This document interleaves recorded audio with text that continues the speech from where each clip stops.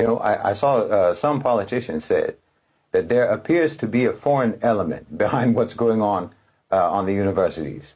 Like a foreign power that's instigating and agitating. And yes, there is, and we all know which foreign power that is. We all know which foreign country is stoking this crisis, and it sure isn't Russia, and it sure isn't China. No. Well, if you wondered why those kids want their schools to divest from Israel, just look at how their schools are treating them because they dared to ask for that. Those universities are doing the bidding of Israel, not the bidding of China or the bidding of Russia. They're not even doing the bidding of those kids' parents and those kids' families. And your police are doing the same. So yes, there is a foreign power behind all this, and it's precisely that foreign power that the students want their schools to extricate themselves from, and it's very obvious to everyone why. Couldn't be more obvious. It's as obvious as a baton cracked on the side of your head.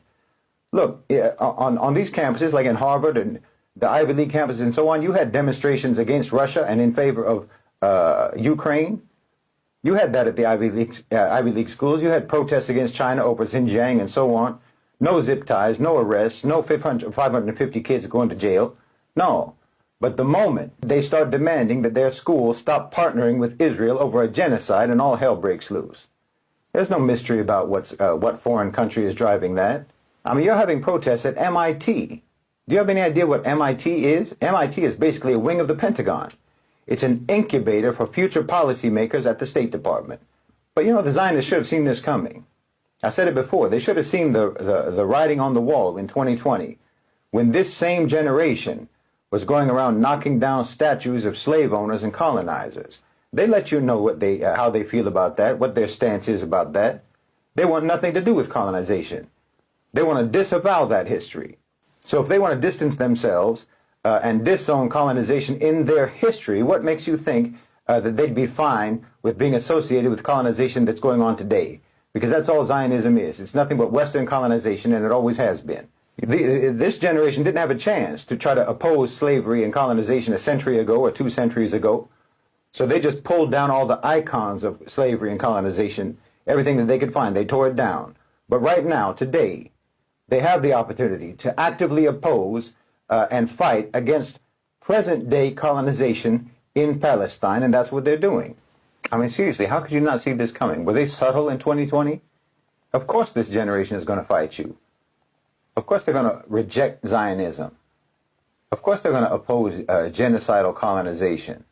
This is their chance. This is their chance to prove that their anger and their guilt about America's crimes in the past, that their anger was genuine.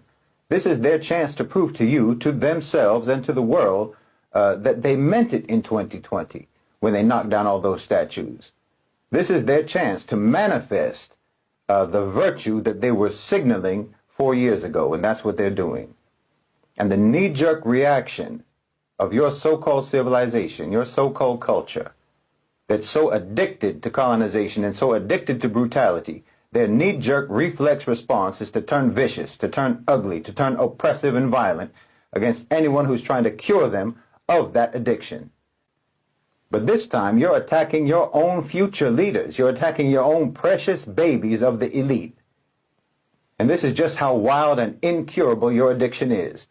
This is just how morally bankrupt and how corrupt your so-called society, your so-called civilization is.